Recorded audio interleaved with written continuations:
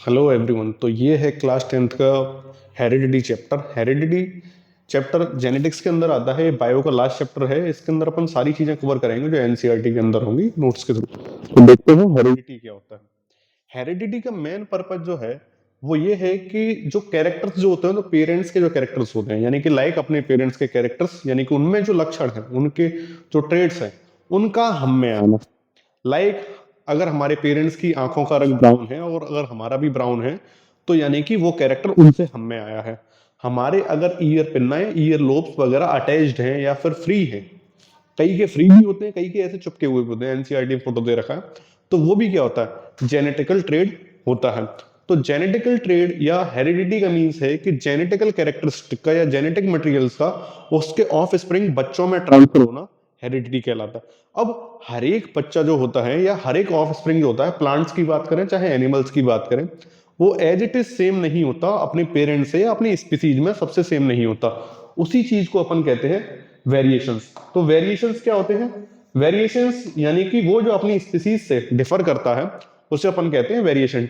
Heredity means कि जो characters हैं उनका क्या, चाहे वो बिहेवियरिकल हो चाहे वो जेनेटिकल हो, उनका ऑफ स्प्रिंग में ट्रांसफर होना थ्रू जीन्स हेरिडिटी कहलाता है। अब जैसे कई कैरेक्टर्स होते हैं जो सेम होते हैं पेरेंट्स से। कई जैसे एक इंसान का बच्चा इंसान ही पैदा होता है, उसका मतलब कि उसके 5 उंगलियां हैं हाथ पे, 2 हाथ हैं, 2 पैर हैं, आंखें हैं, आंखों का रंग ब्राउन है, ठीक है, हेयर्स है, हेयर्स का कलर ब्लैक है। ये सारे कैरेक्टर्स हमें हमारे पेरेंट्स से यानी कि माँ बाप से ही आ रहे हैं। तो इसी को क्या कहते हैं, हेरिडिटी। तो अब हेरिडिटी के अंदर जो वेरिएशन जिसकी अपन ने बात की, वेरिएशन का मतलब क्या होता है, जो अपन अलग हैं अपने पेरेंट्स से, अपनी स्पीसीज से जो अलग हैं, उसी को अपन वेरिएशन कहते हैं। अब वेरिएशन 2 टाइप का है, इनहेरिट वेरिएशन और एक्वायर्ड वेरिएशन। इनहेरिट वेरिएशन का मतलब होता है जो बाई बर्थ किसी भी ऑफ स्प्रिंग में वेरिएशन आए, यानी कि बच्चा जो है या ऑफ स्प्रिंग कोई प्लांट जो है वो जन्म से ही अलग आया है किसी से, उसमें जेनेटिक मटेरियल जो बना है वही अलग है, उसको कहते हैं इनहेरिट वेरिएशन। एक्वायर्ड वेरिएशन का मतलब ये होता है कि लाइक किसी पेरेंट्स के 2 बच्चे, अब एक बच्चा जिम जाता है तो उसकी मसल्स अच्छी तरह बनी हुई है, उसके बाइसेप ट्राइसेप है। एक बच्चा नहीं जाता है तो उसकी फिजिक्स यानी कि फिजिकल स्ट्रेंथ वगैरह नॉर्मल है। तो उसने क्या किया, जो दूसरा बच्चा था उसने अपनी फिजिकल स्ट्रेंथ को ग्रो किया, कैसे, जिम वगैरह जाके। तो वो क्या किया, उसने एक्वायर की स्ट्रेंथ। अब जो एक्वायर्ड वेरिएशन जो होती है, मतलब कि एक्वायर करने से यानी कि अपने एनवायरमेंट से, अपनी आदतों से, हैबिट्स से जो चेंज हुई है, उसे कहते हैं एक्वायर्ड वेरिएशन। ये जनरेशन टू जनरेशन ट्रांसफर नहीं होती। ये कौन सी वेरिएशन है जो एक जनरेशन से दूसरी जनरेशन में आई है और ये आगे ट्रांसफर भी होगी। अब अपन बात करें ग्रेगर जॉन मेंडल की, पूरा चैप्टर ही इन्हीं के ऊपर है। ग्रेगर जॉन मेंडल जो थे वो फादर ऑफ जेनेटिक्स भी कहा जाता है। अब ग्रेगर जॉन मेंडल वो साइंटिस्ट थे जिन्होंने जेनेटिक्स एक तरीके से सब्जेक्ट को पहली तरीके से रिप्रेजेंट किया बहुत अच्छे तरीके से। इनसे पहले की जो जेनेटिक्स होती थी उसे अपन प्री मेंडलिज्म कहते हैं। ये इनके टाइम पे यानी कि 18s के टाइम पे जेनेटिक्स थी उसे मेंडलिज्म कहते हैं। इनके बाद 19s के टाइम पे जो जेनेटिक्स आई उसे पोस्ट मेंडलिज्म कहते हैं। तो अपन थोड़ा सा प्री मेंडलिज्म की बात करें तो प्री मेंडलिज्म में जो सोचा जाता था, वो लोग कहते थे कि भाई जो कैरेक्टर्स होते हैं वो मिक्स हो जाते हैं। लाइक किसी किसी रेड कलर के और वाइट कलर के अगर मैं 2 पेरेंट्स को ब्रीड करवा दें, तो जो लाइक ये तो मेजेंटा कलर है लेकिन पिंक सपोज कर लेते हैं कि व्हाइट और रेड को अगर मिक्स किया तो जो कलर आएगा वो पिंक आएगा। वो क्या कहते थे कि दोनों कैरेक्टर्स मिक्स आउट होते हैं, वो मिक्स जेनेटिक्स को फॉलो करते थे। यानी किसी लंबे बंदे की छोटे वाली बंदी शादी करा दी तो बच्चा आएगा वो बीच का, हाइट न ज्यादा न कम। लेकिन मेंडल ने आके मटर के ऊपर एक्सपेरिमेंट किए, पाइसम सेटाइवम के ऊपर एक्सपेरिमेंट किए और लॉस दिए और एक्चुअल में बताया कि जेनेटिक्स जो है वो मिक्स तरीके की नहीं होती, यानी कैरेक्टर्स मिक्स नहीं होते हैं। इन्होंने पहली बार जेनेटिक्स को एज अ लॉस बनाए, उसको एक्सपेरिमेंटली प्रूव किया, इसीलिए इन्हें फादर ऑफ जेनेटिक्स भी कहते हैं। इनका जन्म की अगर बात करें तो 20 जुलाई 1822 को हेजेंड्रॉफ ऑस्ट्रिया में हुआ, ठीक है। और ये अपने जीवन में मॉन्क, टीचर, साइंटिस्ट सब रहे हुए हैं, ठीक है। ये फिजिक्स के टीचर हुआ करते थे। Mendel studied science and mathematics eight university of Vienna. और इन्होंने क्या किया, 1856 से 1863 तक एज अ, इन्होंने लास्ट में जाके ये मॉन्क बने, यानी कि चर्च के अंदर फादर की कैटेगरी ली, जहां पर इन्हें कैटेगरी मिली थी ग्रेगर की। ग्रेगर जो टर्म है इनके नाम के सामने जब ही जुड़ी जब ये एज अ फादर लगे हुए थे चर्च के अंदर। तो इन्होंने उसी के सामने पड़े हुए एक गार्डन के अंदर, इनकी मोनेस्ट्री के गार्डन के सामने, उसमें एक्सपेरिमेंट परफॉर्म किए। अब एक्सपेरिमेंट्स परफॉर्म किए मटर के ऊपर 1856 से 1863 अप्रोक्स 7 साल इन्होंने एक्सपेरिमेंट किए। और करीब करीब इन्होंने मटर का सैंपल जो लिया था 10,000 मटर के प्लांट लिए थे। अब उनके ऊपर इन्होंने एक्सपेरिमेंट्स किए और 3 लॉज बना के दिए, law of dominance, law of segregation, law of independent assortment. और इनको इन्होंने जैसे बना लिया भाई, तैयार हो गया एक्सपेरिमेंट। तो 1866 में ये भाई पब्लिश करने के लिए ये साइंटिस्ट लोगों के पास गए कि भाई मैंने ऐसे ऐसे लॉ बनाए हैं, जेनेटिक्स जैसा लोग सोच रहे हैं वैसी नहीं है, इस तरीके से है, मैंने एक्सपेरिमेंटली प्रूव किया है। लेकिन उस टाइम पे जो साइंटिस्ट थे या जहाँ के वो लोग थे जहां पर इन्होंने पब्लिश की थी ये सारी चीजें, उतना मेंटल एबिलिटी या उतनी सोच नहीं थी या उतना साइंस आगे नहीं था। तो इनको उस टाइम पे डिनाई कर दिया गया, डिनाई कर दिया गया। उसके बाद ये 6 जनवरी 1884 को इनकी डेथ हो गई।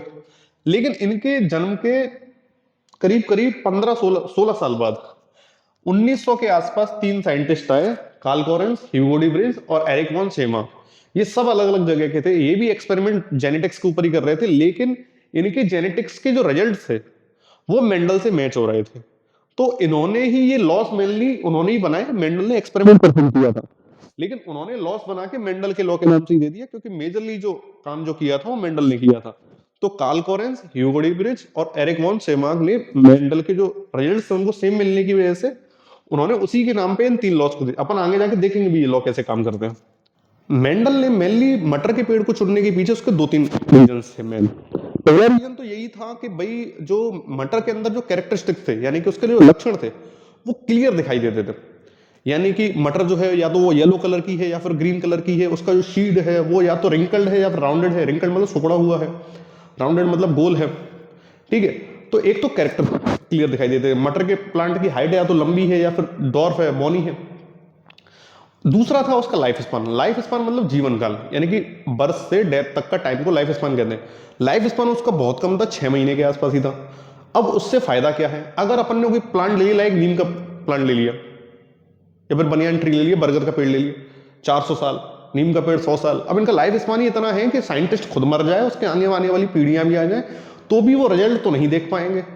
कि भाई कोई भी एक्सपेरिमेंट परफॉर्म कर रहा है तो साइंटिस्ट अपने लाइफ स्पेन में ही तो देखेगा उसके रिजल्ट्स, वरना रिजल्ट कौन पब्लिक करेगा, आगे आने वाली पीढ़ियां। तो इसीलिए उसने क्या किया कि ऐसा प्लांट चुना जिसका लाइफ स्पान बहुत ज्यादा कम है। दूसरा जो रीजन था वो था सेल्फ पॉलिनेशन, क्योंकि मटर का जो फ्लावर है वो बाइसेक्सुअल है। बाइसेक्सुअल कहने का मतलब अगर आपने फ्लावर पढ़ा होगा तो फ्लावर में 2 पार्ट होते हैं, male part androecium, female part gynoecium. Stigma, style ovary और एंथर और फिलामेंट ये पढ़ा होगा।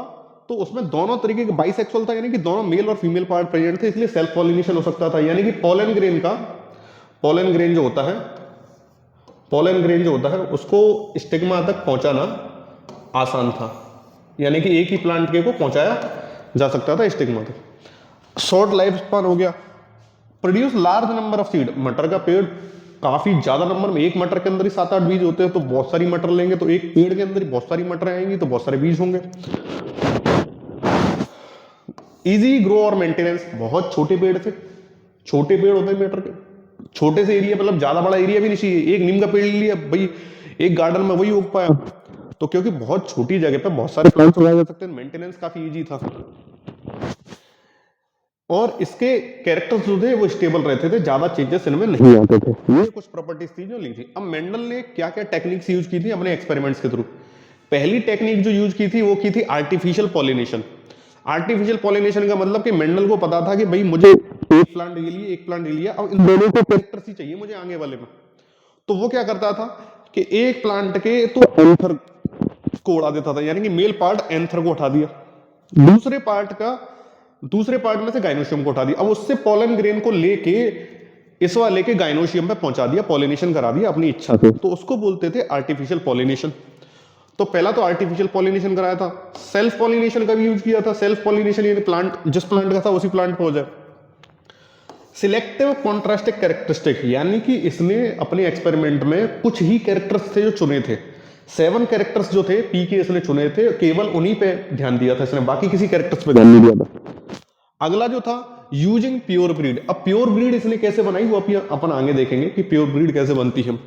ठीक है, स्टैटिक एनालाइजिंग, यानी कि हर बार जो एक्सपेरिमेंट करने के बाद रिजल्ट आते हैं उन्हें मैथमेटिकली राइट डाउन करते हैं कि भाई मेरे को 10 में से 4 प्लांट ऐसे मिले, 2 प्लांट ऐसे मिले, 3 प्लांट ऐसे मिले, 1 प्लांट ऐसा मिला, तो उसको मैथमेटिकली नोट डाउन करते हैं।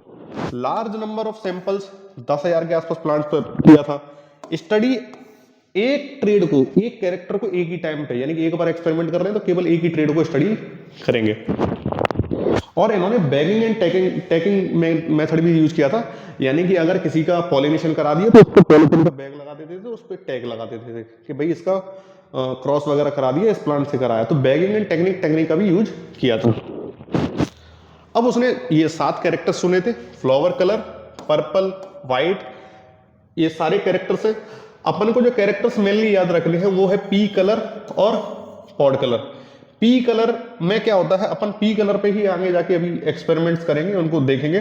पी कलर में डोमिनेंट जो है, यहाँ याद रखना कि डोमिनेंट अभी अपन देखेंगे डोमिनेंट क्या होता है। डोमिनेंट येलो है और रिसेसिव ग्रीन है, जबकि पॉड कलर में देखें तो डोमिनेंट ग्रीन है और येलो रिसेसिव है, दोनों अपोजिट है। दूसरा टॉल और डॉर्फ, टॉल डोमिनेंट है, शॉर्ट रिसेसिव है।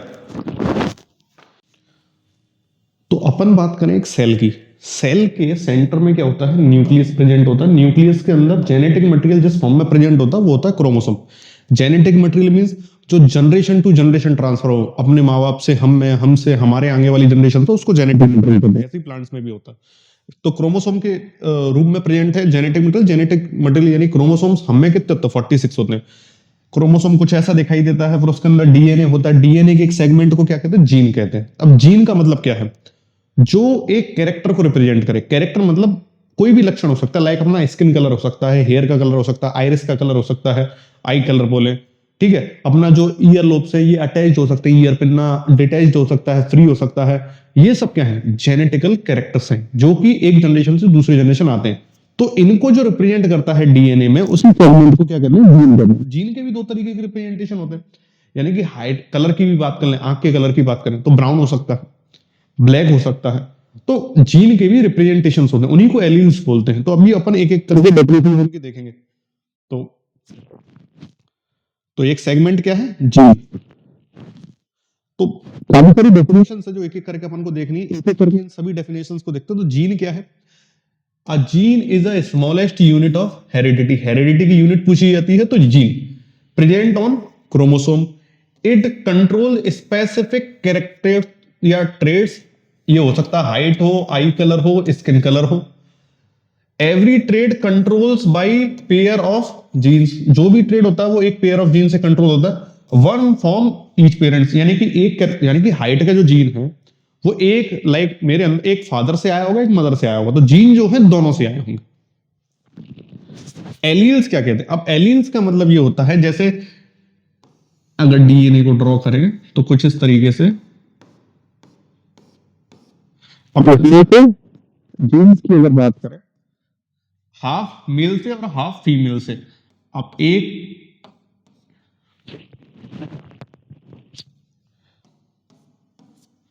हम यहां पर रिप्रेजेंटेशन जो दिख रहे हैं वो 2 तरीके के दिख रहे हैं।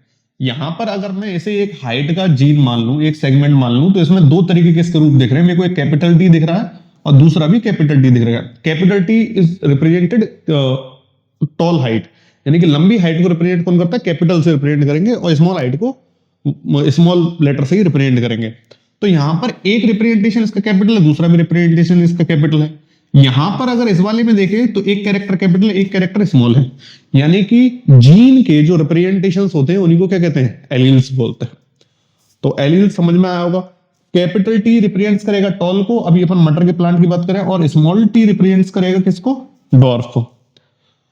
अब डोमिनेंट एलील की बात कर, अब डोमिनेंट एलील का मतलब ये है कि हाइट का जीन आया, मदर से भी आया, मेल से भी आया, फीमेल से भी आया, लेकिन उसमें जो एलील आया उसमें से कोई एक एलील आया कैपिटल टी और कोई एक एलील आया स्मॉल टी। इस इधर से भी कैपिटल टी हो सकता है, लेकिन मैं समझाने के लिए बता रहा हूं। दोनों से जो एलील्स आए, अब उनमें से बच्चे की हाइट दिख रही है टॉल, यानी कि फादर से जो टॉल वाला जीन जो आया है उसके अंदर जो एलील है वो क्या हो गया, डोमिनेंट। यानी कि वो एलील जो अपना प्रेजेंट को मतलब रिप्रेजेंट करे खुद को F1 जनरेशन, यानी कि पहली जनरेशन में माँ बाप से आके बच्चे के अंदर वो कैरेक्टर्स दिखाई दे रहे हैं, उन्हें क्या कहेंगे, डोमिनेंट। और जो कैरेक्टर्स नहीं दिखाई दे रहे हैं उन्हें क्या कहेंगे, रिसेसिव। यानी कि अगर किसी मटर के प्लांट्स की बात कर लेते हैं, मटर का एक प्लांट टॉल है, एक प्लांट डॉर्फ है, दोनों के बीच में क्रॉस कराया, अब जो नया मटर का पेड़ जो आया वो टॉल आया। अब वो टॉल आया, टॉल जो कैरेक्टर जो है उसका, टॉल जो एलील है वो कैसा हो गया, डोमिनेंट। और जो डॉर्फ है यानी कि छोटा वाला जो था वो क्या हो गया, रिसेसिव। तो रिसेसिव को अपन स्मॉल टी से रिप्रेजेंट करेंगे, डोमिनेंट को अपन कैपिटल टी और स्मॉल टी दो से रिप्रेजेंट करेंगे। अब ये दोनों हैं क्या, ये भी अपन आगे देखेंगे। अब अपन बात करें जीनोटाइप और फिनोटाइप की। जीनोटाइप और फिनोटाइप का मतलब क्या होता है, ये यहां पर गलत है, capital T comma capital T small T capital T small T. Genetic genotype और फिनोटाइप। फिनोटाइप का मतलब ये है कि लाइक मैंने क्रॉस कराया, मटर के पेड़ का क्रॉस कराया, अब 10 बच्चे मिले, 10 बच्चे मिले। अब जो पेरेंट्स दिए तो उनमें से एक लंबा था और एक छोटा वाला था, डॉर्फ था, एक टॉल था। अब उसमें से जो प्लांट्स मिले मेरे को, लाइक उसमें से 6 तो क्या मिले, टॉल मिल गए, और 4 क्या मिले, डॉर्फ मिल गए, छोटे वाले मिल गए। अब इसमें से मेरे को देख के ही पता पड़ गया कि भाई 4 कैसे हैं और 6 कैसे हैं। जो देखने से फिजिकल अपीयरेंस ही पता पड़ जाए देखने से, उसको क्या कहते हैं, फिनोटाइप। अब लेकिन मैं जीनोटाइप यानी कि जेनेटिकली देखूं, क्या जो लंबे जो पेड़ मिले हैं यानी कि टॉल जो प्लांट मिले हैं वो जेनेटिकली मतलब कि कैसी कंडीशन में है, उसको बोलते हैं जीनोटाइप। तो जीनोटाइपिक रेशियो कुछ इस तरीके से आता है, फिनोटाइपिक रेशियो अपन देख के ही बता सकते हैं। Homozygous heterozygous. अब होमोजाइगस का मतलब क्या होता है, अगर अपने पेरेंट्स से, अगर पेरेंट्स से, दोनों पेरेंट्स से अगर कोई भी एलील आया, कोई जीन आया, दोनों से जीन आया और उनमें एलील्स जो मिले वो दोनों सेम सेम मिल गए, या तो वो कैपिटल टी मिल गए, या फिर स्मॉल टी मिल गए, या फिर दोनों से कैपिटल ए मिल गए। मैं कैपिटल टी का यूज इसलिए कर रहा हूं क्योंकि आगे जाके यूज करना है।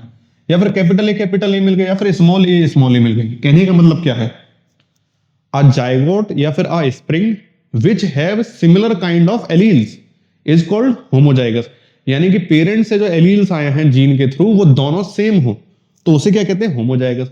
अब दोनों से जो अलग अलग हो, यानी कि एक से कैपिटल आया एक से स्मॉल आ गया, एक से कैपिटल टी आया एक से स्मॉल टी आया, उसको कहते हैं हेट्रोजाइगस।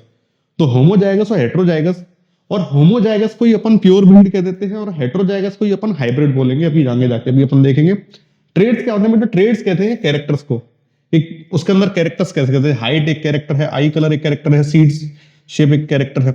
अब हाइब्रिड की बात करें तो जो दोनों एलील्स जो आ रहे हैं वो डिफरेंट हो, दोनों एलील्स कैसे हो, डिफरेंट हो। लाइक एक यहां पर capital T small T, like एक capital B small P, like capital C small C, like capital D small D.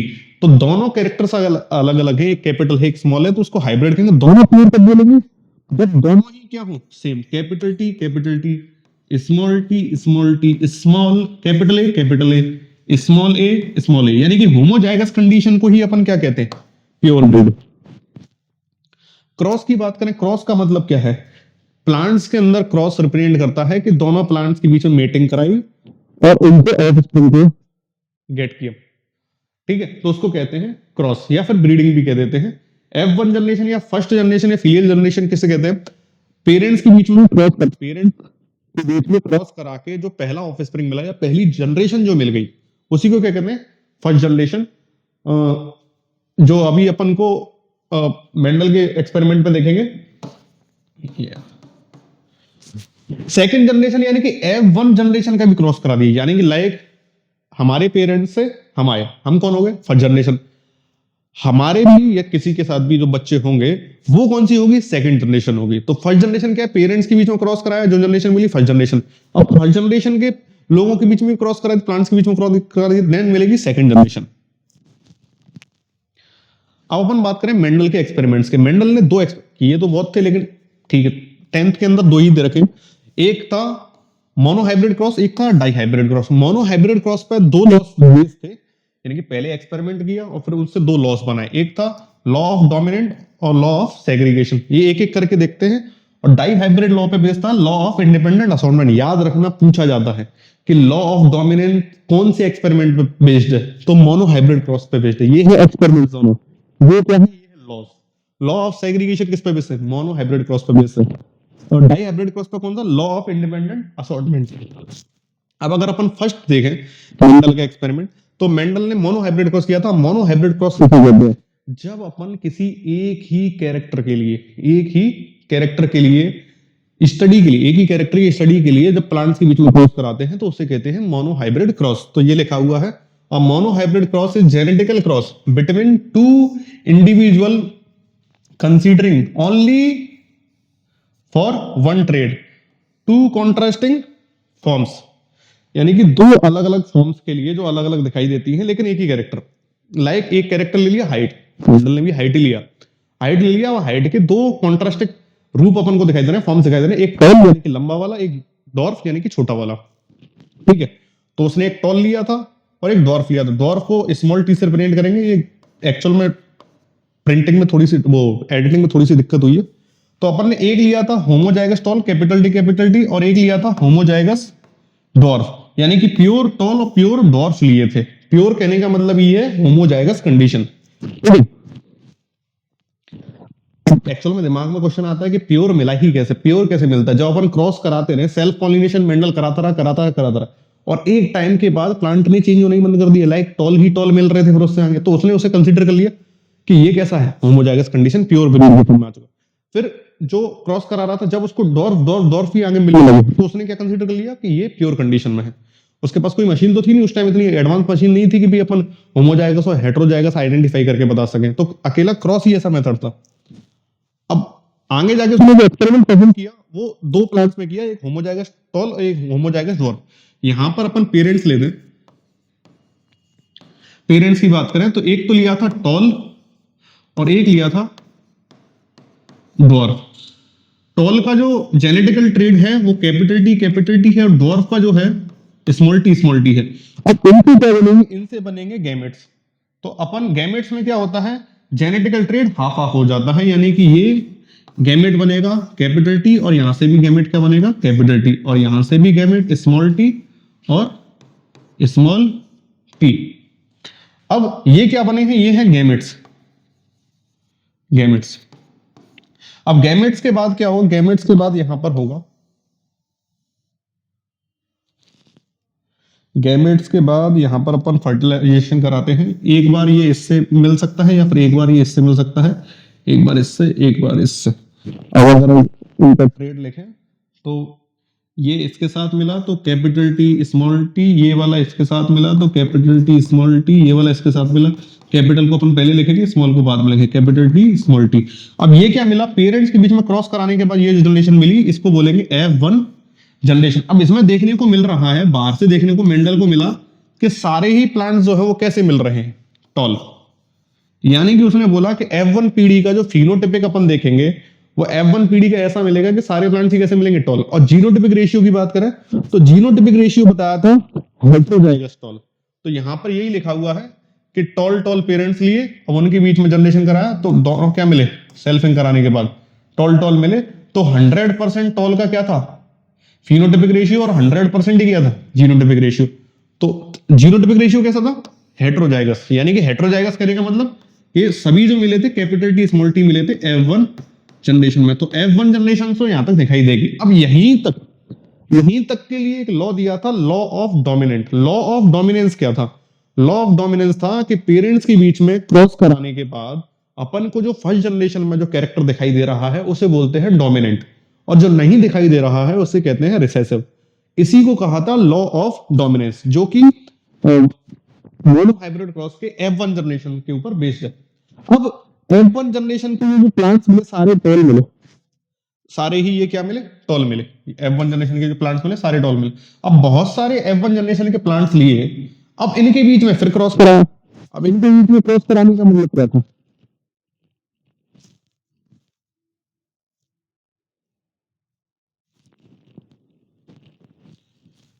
इनके बीच में क्रॉस, तो इनके बीच में क्रॉस करा। अब देखो अपन ने F1 जनरेशन से अपन को क्या मिला, अपन को F1 जनरेशन से मिला कैपिटल टी स्मॉल टी और कैपिटल टी स्मॉल टी। ये जनरेशन कौन सी थी, ये जनरेशन थी F1। अब इससे गैमेट्स अगर बनाए तो इससे गैमेट्स दो टाइप के बनेंगे, कैपिटल टी स्मॉल टी और कैपिटल टी और स्मॉल टी। दोनों अगर गैमेट्स को अगर अपन दोनों के को क्रॉस कराएं तो अपन को यहां पर एक बार इस दोनों को बस, तो एक बार यहां पर क्या मिलेगा, capital T capital T capital T capital T, और ये वाला क्या मिलेगा, कैपिटल टी स्मॉल टी। यहां पर क्या मिलेगा, कैपिटल टी स्मॉल टी, और यहां पर क्या मिलेगा, स्मॉल टी स्मॉल टी। अब यहां पर देखने वाली बात यह है कि इन तीनों में एक एक बार कैपिटल टी है, और capital T we know that कि कैपिटल टी कैसा है, डोमिनेंट, अकेला भी होगा, हेटेरोजाइगस कंडीशन में भी होगा तो भी खुद को रिप्रेजेंट करेगा, अगर होमोजाइगस कंडीशन में होगा यानी कि दोनों कैपिटल टी होंगे तो भी खुद को रिप्रेजेंट करेगा। तो यहां पर अगर फिनोटिपिक रेशियो की बात करें तो फिनोटिपिक रेशियो अपन को क्या मिला, फिनोटिपिक रेशियो मिला 3:1, यानी कि 3 तो कैसे हैं, टॉल, और एक कैसा मिला है, डॉर्फ। क्योंकि डॉर्फ की खासियत ये होती है कि ये डॉर्फ जो है इस कैपिटल वाला वो खुद को होमोजाइगस कंडीशन में रिप्रेजेंट करेगा, हेटेरोजाइगस नहीं करेगा। दूसरा, जीनोटिपिक रेशियो की बात करें, अगर जीनोटिपिक रेशियो की बात करें तो 1 तो होमोजाइगस टॉल है, 2 जो है वो हेटेरोजाइगस टॉल है, और एक होमोजाइगस डॉर्फ है, यानी कि 1:2:1। 1 is homozygous tall, 2 is heterozygous tall, और 1 इज होमोजाइगस डॉर्फ। डॉर्फ तो आएगा ही होमोजाइगस कंडीशन में। तो इस तरीके से अपन को जीनोटिपिक और फिनोटिपिक रेशियो मिला, कौन सी जनरेशन का, F2 जनरेशन का। तो इस तरीके से अपन ने F2 क्रॉस करा के देखा। अब इसके ऊपर आगे जाके लॉ ऑफ सेग्रीगेशन है। लॉ ऑफ सेग्रीगेशन क्या कहता है कि अपन ने अभी F1 के अंदर देखा था, यहां पे देखा कि F1 पीढ़ी में क्या हुआ कि दोनों कैरेक्टर्स जो दिखाई दिए टॉल दिखाई दिए, डॉर्फ दिखाई नहीं दिया, जबकि पेरेंट्स में एक अपन ने डॉर्फ लिया है, पेरेंट्स में अपन ने एक डॉर्फ लिया है, लेकिन F1 जनरेशन में अपन को डॉर्फ नहीं दिखाई दिया। लेकिन F2 जनरेशन में जब अपन ने देखा तो एक डॉर्फ दिखाई दिया, यानी कि गैमेट्स बनते टाइम इसमें भी क्या था, कैपिटल टी और स्मॉल टी था, ये भी क्या था, कैपिटल टी स्मॉल टी था। कैपिटल टी के साथ हमेशा ही क्या था, स्मॉल टी था, लेकिन स्मॉल टी जब गैमेट्स बने तो गैमेट्स इंडिपेंडेंट मतलब कि अलग हुए, सेग्रीगेट हुए, और क्या खुद का एक कैरेक्टर रिप्रेजेंट किया लास्ट में जाके, जो कि यहां पर नहीं दिख रहा था, डॉर्फ। यानी कि कहने का मतलब कि जब एक जनरेशन से दूसरी जनरेशन में एलील्स जाते हैं या कैरेक्टर्स जब जाते हैं तो वो खुद से सेग्रीगेट यानी कि अलग अलग होके जाते हैं, ना कि मिक्स फॉर्म में जाते हैं। क्या कह रहा हूं, जब एक जनरेशन से दूसरी जनरेशन में जब कैरेक्टर से एलील ट्रांसफर होते हैं तो वो गैमेट्स के फॉर्म में सेग्रीगेट अलग अलग होके जाते हैं। तो ये अपना मोनो हाइब्रिड क्रॉस था, जिसके अंदर कैपिटल टी पेरेंट्स लिए, एक capital T small T tall लिया, एक डॉर्फ लिया, ये दोनों प्योर ब्रीड लिए थे पेरेंट्स। इसमें से अपन ने गैमेट्स बनाया कैपिटल टी और स्मॉल टी दो दो, और इनसे कैसा सेल्फिंग करा के पहला प्लांट जो मिला F1 जनरेशन कैसे मिली, टॉल मिली। फिर इसी F1 जनरेशन के काफी सारे प्लांट्स उठाए और उनके भी बीच में क्रॉस कराया, तो अपन को 3 कैसे मिले, 3 टॉल मिले। तो इसलिए फिनोटिपिक रेशियो अपन अपना क्या आया, फिनोटिपिक रेशियो 3 क्या आया, टॉल, और एक क्या आया, डॉर्फ। जीनोटिपिक रेशियो क्या आया कि एक तो मिला है अपन को होमोजाइगस टॉल, 2 मिली है हेटेरोजाइगस टॉल, और एक मिला है होमोजाइगस डॉर्फ। डॉर्फ तो आएगा ही होमोजाइगस कंडीशन में। अब आगे एक चीज पूछी जाती है, कभी कभार क्या होता है कि आपको दे दिया जाएगा कोई भी जीनोटाइप दे दिया जाएगा और उससे पूछ लिया जाएगा कि भाई गैमेट्स कितने टाइप के बनेंगे, तो वो उसके लिए फॉर्मूला होता है n to the power n is represent जो हेटेरोजाइगस जो पेयर है वो कितना है। लाइक कि अगर मैं बात करूं, अगर कैपिटल A और कैपिटल A है, यानी कि ये कैसी कंडीशन है, होमोजाइगस कंडीशन है, यानी कि n की वैल्यू अगर देखें, यहां तो हेटेरोजाइगस कुछ है ही नहीं, तो n की वैल्यू क्या होगी, 0। अब अगर मैं 2 की पावर n वाले फॉर्मूले में n की जगह पर 0 रख दूं तो किसी की भी पावर 0 होती तो आंसर क्या होता है, 1। यानी कि अपन को पता भी है कि इससे गैमेट्स बनेंगे तो एक ही टाइप के बनेंगे, वो है A। लेकिन अगर मैं बात कर दूं, अगर A capital A small a, अब यहां पर हेटेरोजाइगस पेयर है, यानी कि n की वैल्यू कितनी होगी, 2। अब यहां पर 2 टू दी पावर n में मैं अगर n की वैल्यू कितनी होगी, यानी कि हेटेरोजाइगस पेयर कितना है, 1 है, तो n की वैल्यू कितनी होगी, 1। तो यहां पर आंसर क्या आएगा, 2। और अपन को पता भी है कि कैपिटल A स्मॉल a से 2 तरीके के गैमेट्स बनेंगे, कैपिटल A और स्मॉल a, वही यहां पर दे रखा है। अगर कोई ऐसा दे रखा है, अब यहां पर क्या है, ये यहां पर ये गलत, capital A small a capital B, small B, capital C, small C. अब यहां पर जो पेयर्स हैं वो 3 पेयर्स बन रहे हैं हेटेरोजाइगस। तो n की वैल्यू कितनी होगी 3, 2 to the power 3, answer 8 type के गैमेट्स होंगे। ऐसे ही यहां पर देखा जाए तो यहां पर ये सेम ही है। अब अपन को देखना है ब्रीडिंग। प्लांट्स में ब्रीडिंग का मतलब यही होता है कि भाई प्लांट्स के बीच में रिप्रोडक्शन हो और रिप्रोडक्शन से आगे नए प्लांट्स बने। तो ब्रीडिंग जो है वो 3 टाइप का दे रखा है, इनब्रीडिंग, आउटब्रीडिंग और बैकक्रॉस। इनब्रीडिंग का मतलब क्या होता है, इजीली अगर समझ रहा हूं, इनब्रीडिंग का मतलब ये है कि सेम स्पीसीज के अंदर नियरेस्ट मेंबर्स में ही क्रॉस करा दिया जाए, यानी कि एक ही प्लांट का उसी के आसपास के प्लांट्स में, सेम प्लांट्स में, सेम कैटेगरी के प्लांट्स में ही क्रॉस करा दिया जाए, या फिर उसी प्लांट पे अनदर फ्लावर हो उन्हीं से करा दिया जाए, या फिर सेल्फ पॉलिनेशन हो जाए, उसको क्या कहते हैं इनब्रीडिंग। आउटब्रीडिंग का मतलब क्या, आउटब्रीडिंग का क्या होता है कि सेम स्पीसीज के लेकिन जेनेटिकली डिफरेंट। इसमें क्या है जेनेटिकली नियरेस्ट, इसमें क्या है जेनेटिकली डिफरेंट। इसमें क्या होता है, इसमें जेनेटिक वेरिएशन ज्यादा नहीं आएगा, इसमें जेनेटिक वेरिएशन बहुत ज्यादा आएगा, क्योंकि अपन दो सेम स्पीसीज के ऐसे ऑर्गेनिज्म के बीच में क्रॉस कराएंगे जो जेनेटिकली बहुत ज्यादा डिफरेंट हो। बैक क्रॉस का मतलब क्या होता है कि पेरेंट्स के बीच में, पेरेंट्स से जो क्रॉस करा के F1 जनरेशन जो अपन को मिला उसका पेरेंट्स के साथ क्रॉस कराएं, उसी को कहते हैं बैक क्रॉस। अपन इनको एक एक करके देखते हैं। तो इनब्रीडिंग का मतलब क्या होता है, इनब्रीडिंग इज द मेटिंग और crossing of the organism closely related individuals of same species for several generation, यानी कि कुछ लगातार पीढ़ियों तक अपन सेम जनरेशन का जेनेटिकली जो पास की हो उनके बीच में ही क्रॉस करा दें।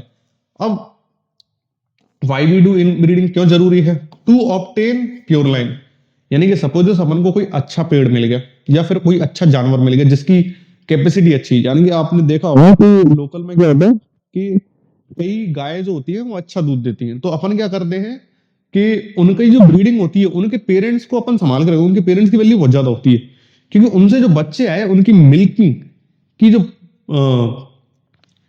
अमाउंट था, यानी कि कितना अमाउंट में मिल्क प्रोड्यूस कर रहे थे वो बहुत ज्यादा था। तो अपन उनको क्या रखते हैं, प्रिजर्व करके रखते हैं, उनको क्रॉस किसी और के साथ नहीं कराएंगे, तो उसी को क्या कहते हैं इनब्रीडिंग। ऐसे ही प्लांट्स भी होते हैं, कई प्लांट्स अच्छे मिल गए, सपोज कोई मटर का प्लांट मिल गया, भर के मटर मिल रही है और वो सब लंबे हैं, तो मैं क्या करूंगा केवल उन्हीं के बीच में ब्रीडिंग कराऊंगा और उसी को क्या कहते हैं इनब्रीडिंग। इससे प्योर लाइन सेव रहती है, यानी कि जो प्रोडक्ट जो अपन को बाई प्रोडक्ट जो मिल रहा था उनका वो सेम ही मिलेगा। टू प्रिजर्व डिजायर्ड कैरेक्टर, यानी कि अपन को पसंद थे लंबे वाले कैरेक्टर, यानी कि लंबे प्लांट्स पसंद है, अपन को पसंद है कि मटर जो है वो काफी सारे सीड्स प्रोड्यूस हो, तो अपन क्या कर सकते हैं कैरेक्टर्स को भी सेम रख सकते हैं। Important for plant breeding experiment, तो एक्सपेरिमेंट्स में इनका यूज किया ही जाता है, मेंडल ने खुद किया था। डिसएडवांटेज, डिसएडवांटेज का क्या है, रिड्यूस फर्टिलिटी, से फर्टिलिटी क्या होगी कम होगी, लो ग्रोथ रेट, आगे जाके ग्रोथ रेट कम हो जाएगी, इंक्रीज जेनेटिक डिसऑर्डर, जब भी हम आसपास के लोगों में ही मतलब कि प्लांट्स में क्रॉस कराते हैं तो क्या होता है जेनेटिकल ट्रेट धीरे धीरे प्योर फॉर्म में आने लगते हैं। जैसे कि मेंडल ने सेल्फिंग कराई थी, सेल्फिंग करा करा के दो लंबे और बौने प्लांट लिए, ठीक है, टॉल और डॉर्फ प्लांट लिए, उनके बीच में क्रॉस कराता गया, लास्ट में जाके उसे शायद लाइट टॉल मिलने लगे प्लांट है, डॉर्फ मिलने लगे एक टाइम के बाद, तो उसने इसी तरीके से प्योर ब्रीड बनाए थे। अब इसी से क्या होता है अपने अंदर जो जेनेटिकल डिसीज जो होती है वो भी खुद को होमोजाइगस कंडीशन में ही रिप्रेजेंट करती हैं, उन्हीं को अपन लीथल जीन भी कहते हैं, लीथल घातक जीन। जेनेटिकल डिसीज का इलाज भी नहीं होता, तो क्या होता है कि अगर इनब्रीडिंग ही कराते रहेंगे तो अपने अंदर जेनेटिकल डिसीज आने के प्रोबेबिलिटी रहेगी। एग्जांपल्स क्या है, सेल्फिंग, प्योर ब्रीडिंग, ठीक है। बैक क्रॉस की बात करें तो बैक क्रॉस मैंने बताया था कि वो क्रॉस जिसमें F1 जनरेशन का किसके साथ क्रॉस कराया जाता है, पेरेंट्स के साथ। अब ये कराया क्यों जाता है, मेंडल ने यूज किया था इसका, मेंडल ने यूज इसीलिए किया था कि अगर मुझे या तो होमोजाइगस कंडीशन में मिला जीनोटाइपिक रेशियो जानने के लिए, या फिर जो F1 मिला है वो हेटेरोजाइगस कंडीशन में होगा। अब वो होमो में है कि हेटेरो में है ये इससे पता पड़ जाता। तो बैक क्रॉस भी दो टाइप का है, या तो पेरेंट्स का, पेरेंट्स अपन ने दो टाइप के लिए थे, एक लिया था डोमिनेंट, एक लिया था रिसेसिव, रिसेसिव लिया था। डोमिनेंट अपन ने टॉल लिया था और रिसेसिव अपन ने डॉर्फ लिया था। टॉल कैपिटल टी था, डॉर्फ स्मॉल टी था। इन दोनों से मिलके जो F1 जनरेशन जो मिली थी वो कैपिटल टी स्मॉल टी मिली थी। अब इसका क्रॉस या तो अपन डोमिनेंट वाले के साथ कराएंगे या फिर अपन रिसेसिव वाले के साथ कराएंगे, उसी को कहते हैं बैक क्रॉस। तो सबसे पहला जो बैक क्रॉस है, तो बैक क्रॉस के इंपॉर्टेंट क्या है, to check genotypic ratio. Mendel को जीनोटिपिक रेशियो मिला था वो बैक क्रॉस से ही मिला था। टू ट्रांसफर यूजफुल ट्रेट, अगर कोई यूजफुल ट्रेट रह गया है तो वो ट्रांसफर किया जा सकता है। पेरेंट्स का कोई ट्रेड यूजफुल ट्रेड था जो F1 जनरेशन में नहीं आया तो फिर से पहुंचाया जा सकता है। टू मेंटेन पेरेंटल कैरेक्टरिस्टिक, अगर कोई वही बात पेरेंटल कैरेक्टरिस्टिक रह गया है तो वो भी द्वारा आ सकता है। Widely use in plant breeding. अब यहां पे देखते हैं कि पहला जो है उसे कहते हैं टेस्ट क्रॉस। इसमें क्या हुआ, बैक क्रॉस विद रिसेसिव। इसमें रिसेसिव के साथ कराएंगे। अब अपना जो F1 जनरेशन जो मिली थी वो कैपिटल टी स्मॉल टी मिली थी F1 जनरेशन, और इसका कराना है रिसेसिव वाले के साथ, पेरेंट्स के साथ। रिसेसिव पेरेंट्स था स्मॉल टी। अब इससे जो गैमेट्स बनेंगे वो दो टाइप के बनेंगे, कैपिटल टी और स्मॉल टी, और इससे एक ही टाइप का गैमेट बनेगा कैपिटल स्मॉल टी। अब अगर यहां पे क्रॉस कराएं तो एक बार ये इससे और एक बार ये इससे, तो अपन को दो तरीके का मिलेगा, कैपिटल टी और small T, sorry capital T small T.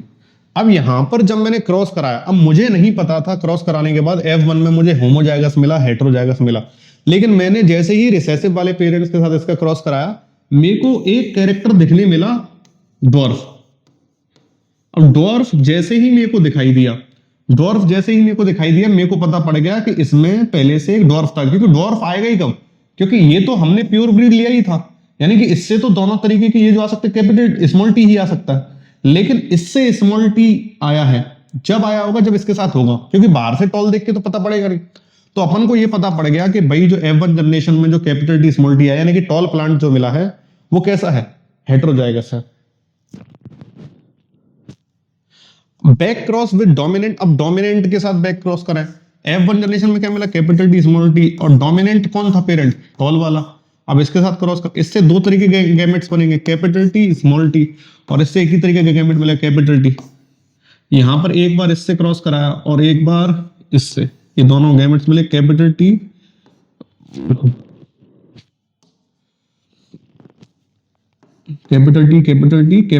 Small T. एक चीज अपन देखना यहां पर रह गए कि यहां पर जो अपन टेस्ट क्रॉस जो कराते हैं, इसमें दोनों में से कैसे कैसे मिलते हैं, एक तो टॉल मिलेगा और एक ड्वार्फ मिलेगा। तो अपन से पूछ लिया जाता है कि ऐसे क्रॉस का नाम बताओ जिसमें फिनोटाइपिक रेशियो, यानी कि फिनोटाइपिक रेशियो जो था वो क्या मिले, 1:1 मिले, तो वो कौन सा था, टेस्ट क्रॉस था। अगर जीनोटाइपिक रेशियो की बात करें तो जीनोटाइपिक रेशियो भी कैसा है, जीनोटाइपिक रेशियो भी क्या है, 1:1 ही है। एक होमोजाइगस टॉल है और एक वो हेटेरोजाइगस टॉल है और एक होमोजाइगस ड्वार्फ है। तो क्वेश्चन कैसे आता है, वो एक क्रॉस बताओ जिसमें फिनोटाइपिक रेशियो जीनोटाइपिक रेशियो दोनों सेम हो, तो वो टेस्ट क्रॉस है। एक और क्वेश्चन कैसे आएगा, जैसे यहां देखें, ये भी टॉल है और ये भी टॉल है, लेकिन ये हेटेरोजाइगस टॉल है और ये होमोजाइगस टॉल है। तो यहां पर अगर बात करें फिनोटाइपिक रेशियो की, PR की, तो वो क्या होगा, वो 100% होगा, 100% टॉल। और यहां पर अगर जीनोटाइपिक यानी कि GR की बात करें तो वो क्या होगा, 1:1, 1 होमोजाइगस टॉल और 1 हेटेरोजाइगस टॉल। तो क्वेश्चन इस तरीके से आता है कि एक ऐसा क्रॉस बताइए जिसमें जो फिनोटाइपिक रेशियो है वो तो 100% हो, लेकिन जीनोटाइपिक रेशियो 1:1 हो। मेजॉरिटी ऑफ बच्चे क्या करते हैं, मोनो हाइब्रिड क्रॉस को करके आ जाते हैं कि मोनो हाइब्रिड क्रॉस जो कराया था उसमें होता है। मोनो हाइब्रिड क्रॉस में क्या था कि फिनोटाइपिक और जीनोटाइपिक दोनों रेशियो ही क्या थे, 100% थे, लेकिन इसमें फिनोटाइपिक रेशियो 100% है, जीनोटाइपिक रेशियो क्या है, 1:1 है। जबकि टेस्ट क्रॉस में क्या था, दोनों ही सेम थे, यानी कि 1:1 genotypic ratio, 1:1 phenotypic ratio. Out cross क्या करते हैं अपन, जो जेनेटिकली डिफरेंट हो लेकिन सेम स्पीसीज का हो, उसके लिए जो कराते हैं वो आउट क्रॉस कराते हैं। ये क्रॉस जेनेटिकल वेरिएशन के लिए कराया जाता है, यानी कि जिससे जेनेटिकल वेरिएशन ज्यादा दिखाई दे। इसके क्या क्या मेन जो पॉइंट था वो जेनेटिकल वेरिएशन था, prevent inbreeding, dispersion, produce healthy of spring यानी कि हेल्दी ऑफ स्प्रिंग लाना, क्योंकि वेरिएशन जितनी ज्यादा आएगी उतने ही ज्यादा चांसेस होंगे कि हेल्दी कैरेक्टरिस्टिक है। इंप्रूव क्वालिटी ऑफ प्लांट्स और एनिमल्स, कहाँ कहाँ किया जाता है, क्रॉस पॉलिनेशन की बात हो, ब्रीडिंग और एनिमल्स के बीच में सेम स्पीसीज के। तो इनब्रीडिंग और क्रॉसिंग में अंतर दे रखा है। तो ये क्लोज रिलेटिव्स में, ये अनरिलेटिव्स में, इसमें जेनेटिक वेरिएशन कम आएगा, इसमें ज्यादा आएगा। इसमें प्योर लाइन फॉर्मेट होती है, इसमें वाइब्रस डाइवर्स लाइन फॉर्मेट होगी। ये इनब्रीडिंग क्या करता है, डिप्रेशन लेके आता है, यानी इनफर्टिलिटी लेके आएगा, खराब कैरेक्टरिस्टिक आएंगे, और इसमें ये चांसेस बहुत कम है। तो दो लॉस थे जो मेंडल ने मोनोहाइब्रिड क्रॉस के ऊपर दिए। एक था law of independent, law of dominance, out of a pair of contrasting traits like tall and dwarf, only one can dominant trait appears in F1 generation, और सेकंड जो कैरेक्टर था वो दिखाई नहीं दिया। इसी को क्या कहते हैं, law of dominance. Law of segregation क्या है, इन F2 generation both of dominant and recessive traits appears in 3:1, यानी कि अपन ने जो F2 क्रॉस कराया वो किसको शो करता है, वो शो करता है लॉ ऑफ सेग्रीगेशन को, क्योंकि F1 जनरेशन में सारी टॉल मिले, उससे पता पड़ता है डोमिनेंट वाले, क्योंकि डोमिनेंट कौन है, टॉल है। लेकिन अपन को लॉ ऑफ सेग्रीगेशन यानी कि ये दोनों ट्रेड्स जो थे, यानी कैपिटल और स्मॉल, दोनों एक दूसरे से अलग अलग होके अगली जनरेशन में गए, ये किसने बताया, ये बताया F2 जनरेशन ने। तो F2 जनरेशन जो दिखाई दी वो लॉ ऑफ सेग्रीगेशन को बताती है। तो अगर आपको आए पेपर में कि लॉ ऑफ डोमिनेंट को बताओ मोनो हाइब्रिड क्रॉस के बेस पे, तो आपको केवल यहां तक का ही क्रॉस करके आना है, केवल यहां तक का ये वाला क्रॉस ही करके आना है, यानी कि F1 जनरेशन तक है। अगर पूछा जाए कि लॉ ऑफ सेग्रीगेशन को विद एक्सपेरिमेंटली बताओ, मोनो हाइब्रिड क्रॉस के थ्रू बताओ, तो आपको F2 जनरेशन तक करके आना पड़ेगा, क्योंकि यही है जो बताता है लॉ ऑफ सेग्रीगेशन को। तो आई होप सो कि मोनो हाइब्रिड क्रॉस समझ में आया होगा।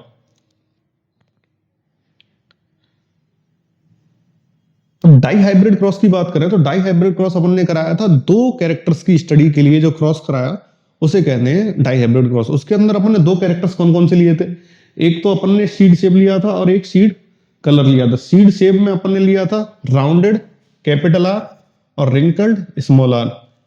कैपिटल वो सीड कलर में क्या लिया था, येलो कैपिटल वाई और स्मॉल वाई रिसेसिव के लिए।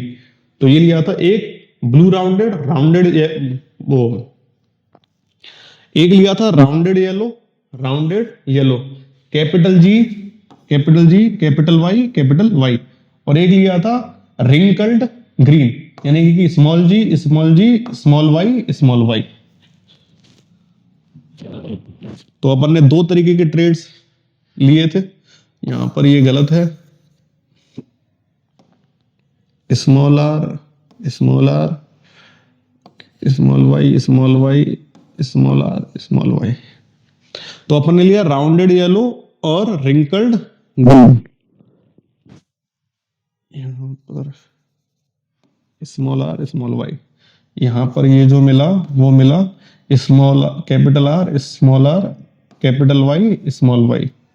तो अपन ने F1 जनरेशन कैसे ली, जैसे अपन ने लिया, एक लिया yellow rounded yellow,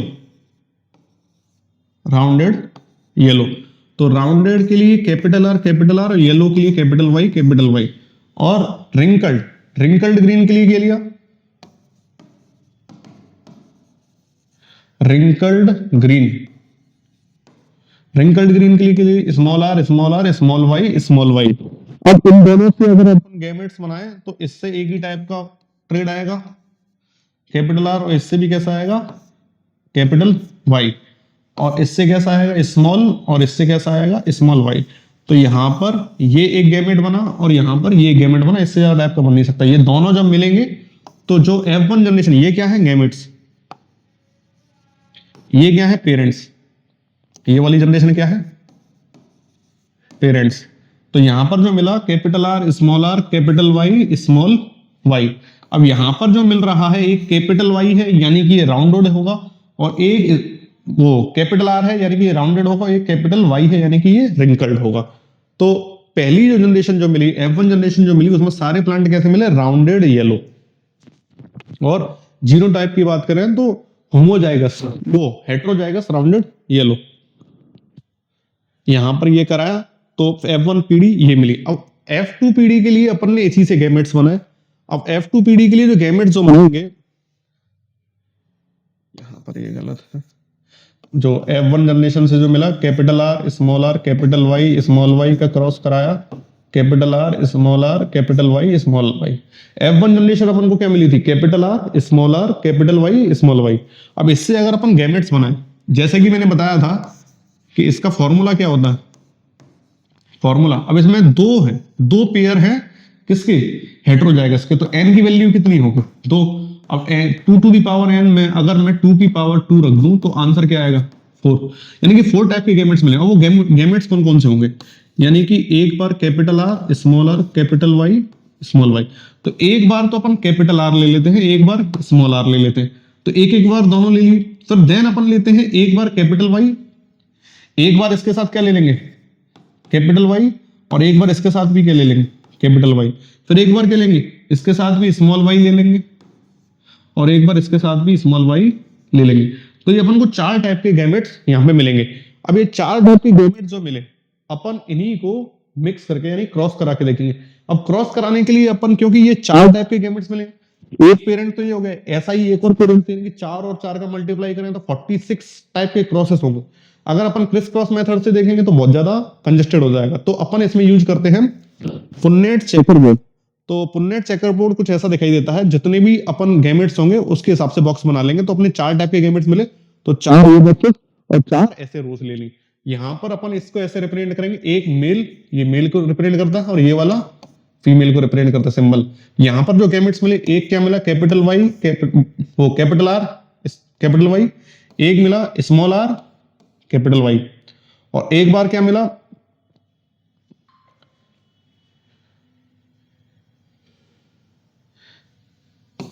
capital R small Y, और एक बार क्या मिला, स्मॉल आर स्मॉल वाई। इसको एक बार इरेज करते हैं, गलत। एक बार कैपिटल आर के साथ कैपिटल वाई, एक बार कैपिटल आर के साथ स्मॉल वाई, एक बार स्मॉल आर के साथ कैपिटल वाई, और एक बार स्मॉल आर के साथ स्मॉल वाई। ऐसे ही यही सेम गैमेट्स इधर होंगे, क्योंकि एक बार capital R capital Y capital R small Y small R capital Y small R small Y. अब इन दोनों को मिक्स आउट करते जाएंगे, यानी कि यहां से एक आर लिया, यहां से एक आर लिया, आर यहां से भी कैपिटल वाई, तो 2 कैपिटल वाई। वैसे यहां पे लेंगे, यहां पर एक कैपिटल आर तो 2 कैपिटल आर हो गए, यहां पर एक कैपिटल वाई स्मॉल वाई, तो एक कैपिटल वाई एक स्मॉल वाई। ऐसे यहां पे लेंगे एक कैपिटल आर और एक स्मॉल आर, दोनों कैपिटल वाई। ऐसे ही यहां पर एक कैपिटल आर एक स्मॉल, और यहां पर एक कैपिटल वाई और एक स्मॉल वाई। तो इस तरीके से अपन इस टेबल को फिल कर लेंगे। तो कुछ इस तरीके से अपन को टेबल मिल जाएगी, ऊपर वाला मेल नीचे वाला फीमेल। तो इस तरीके से पूरी टेबल अपन को मिल जाएगी। अब इसमें से अपन को फिनोटाइपिक और जीनोटाइपिक रेशियो याद ही कर लेंगे। अपन सेग्रीगेट करेंगे तो बहुत ज्यादा प्रॉब्लम आएगी। अगर याद रखना है तो एक ऐसा ट्राइंगल अपन ड्रॉ कर सकते हैं। इस ट्राइंगल पे जो भी आपको जिन बॉक्सेस, ये थोड़ा टेढ़ा हो गया, जिन बॉक्सेस से भी होके निकल रहा है उसमें कम से कम एक बार कैपिटल आर होगा, एक बार कैपिटल वाई होगा। तो अपन जीनोटाइप और फिनोटाइप की बात करें तो फिनोटाइप की बात करें तो अपन को 9 तो राउंडेड येलो मिले, जो ट्राइंगल बनाया उसमें 9 थे, 9 राउंडेड येलो मिले, 9 3 राउंडेड ग्रीन, और रिंकल्ड येलो जो मिले वो भी 3 मिले, और रिंकल्ड ग्रीन जो मिले वो भी 3 मिले। ये फिजिकल एक्सपीरियंस था। इसी की बेस पर अपन को F2 जनरेशन का जो फिनोटाइपिक रेशियो मिला वो 9:3:1 मिला। जीनोटाइपिक रेशियो जो अपन को मिला वो कुछ इस तरीके से मिला, ये थोड़ा सा नीचे, चलो हम इधर देख लेते हैं। 1:2:1:2:4:2:1:2:1। इसको याद ऐसे रख सकते हो, 12 12 42 12 1, 12 12 42 12 1, इस तरीके से याद रख सकते हो इसको। बस ये जीनोटाइपिक रेशियो पूछा जाता है, ये नहीं पूछा जाएगा। अगर पूछा जाएगा भी तो केवल ये याद रख लेना कि सबसे ज्यादा कौन सा मिला था, तो ये वाला सबसे ज्यादा मिला था। बाकी पूछा नहीं जाएगा, यहाँ से बस जीनोटाइपिक रेशियो आता है कि जीनोटाइपिक रेशियो कितना था और फिनोटाइपिक रेशियो कितना था। फिनोटाइपिक रेशियो में सबसे ज्यादा कौन मिला, राउंडेड येलो मिला, राउंडेड येलो, क्योंकि ये डोमिनेंट भी थे तो डोमिनेंट सबसे ज्यादा मिलेगा। कॉन्क्लूजन क्या निकाला? कॉन्क्लूजन निकाला कि independent inheritance of two traits, यानी कि जो ट्रेड्स थे वो एक दूसरे से इंडिपेंडेंटली इनहेरिट यानी कि आगे की जनरेशंस में जाते हैं। मेंडल ने इसी के बेस पे लॉ दिया था, law of independent assortment. Law of independent assortment क्या है? Alleles of different gene assorted independently during formation of gametes, यानी कि गैमेट्स बनते टाइम जो एलील्स हैं यानी कि जो ट्रेड्स हैं वो एक दूसरे से इंडिपेंडेंटली यानी कि किसी भी जो इनहेरिट होते हैं यानी कि दोनों जो गैमेट्स जो बनाते हैं उसमें वो इंडिपेंडेंटली जाते हैं, यानी कि दोनों साथ साथ नहीं जाएंगे, अलग अलग होके जाएंगे और इंडिपेंडेंटली यानी कि एक दूसरे को विदाउट एनी इफेक्ट किए हुए जाएंगे। उसी को क्या कहते हैं?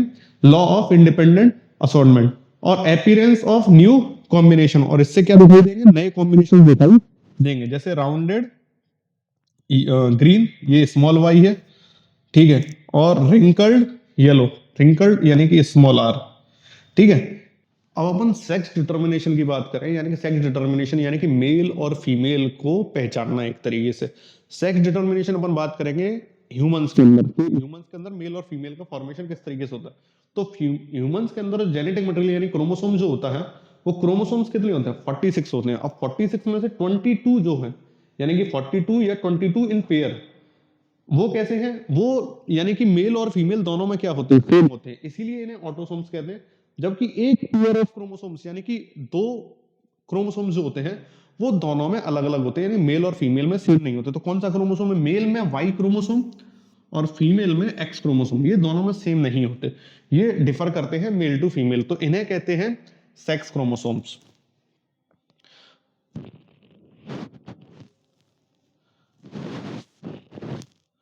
तो जब भी ह्यूमंस के अंदर, अब दो देखो, मेल के अंदर 22 इसके अंदर और 22 इसके अंदर तो सेम है, लेकिन 23rd नंबर का जो है वो मेल के अंदर क्या है? एक्स वाई है, और फीमेल के अंदर क्या है? एक्स एक्स है।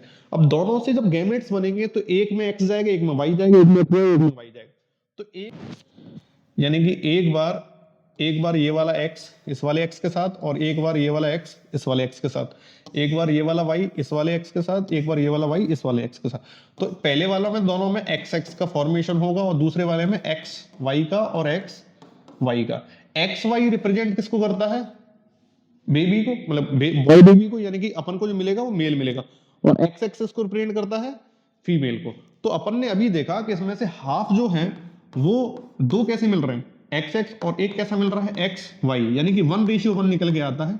यानी कि ह्यूमंस में रिप्रोडक्शन के टाइम पे मेल और फीमेल के मिलने की जो प्रोबेबिलिटी होती है वो हाफ हाफ होती है, और उसके लिए जिम्मेदार कौन है? मेल और फीमेल के लिए मेल जिम्मेदार होता है, क्योंकि मेल पे ही है जो क्रोमोसोम्स वो मेल रिप्रोड्यूस करने के लिए जिम्मेदार है। फीमेल तो होमोजाइगस कंडीशन में है, दोनों ही क्रोमोसोम्स यानी कि दोनों ही उसमें रिप्रेजेंटेशन कैसे सेम है, एक्स एक्स ही प्रेजेंट है। तो जो क्रोमोसोम्स हैं, सेक्स क्रोमोसोम्स की बात की जाए फीमेल में वो है एक्स एक्स, और मेल में बात की जाए एक्स वाई। अब अपन बात करें, ये दोनों पॉइंट्स को ध्यान से देखें। सेक्स डिटर्मिनेशन वैसे तो ऑन दी जेनेटिक मटेरियल ही होता है, लेकिन कुछ में अलग भी होता है। जैसे अपन इसमें बात करें, in other species environmental factor such as temperature can be determine sex of offspring as in certain reptiles, यानी कि कुछ रेप्टाइल्स ऐसे होते हैं जिनमें टेम्परेचर के बेस पे भी जो सेक्स जो होता है, यानी कि मेल और फीमेल की जो बात करें, जेंडर की जो बात करें, वो चेंज होता है, ठीक है। और कुछ में क्या होता है? कुछ में additional some species like snail can change their sex on the basis of environmental condition, demonstrating that sex determination mechanism very wildly in nature. यानी कि सेक्स डिटर्मिनेशन सब में केवल जेनेटिकली ही नहीं है, यानी कि जीन्स जैसे आएंगे वैसा ही नहीं है, कई में टेम्परेचर बेस भी है और कई में एनवायरमेंटल बेस भी है। वो अपना जो जेंडर है उसको चेंज भी कर सकते हैं।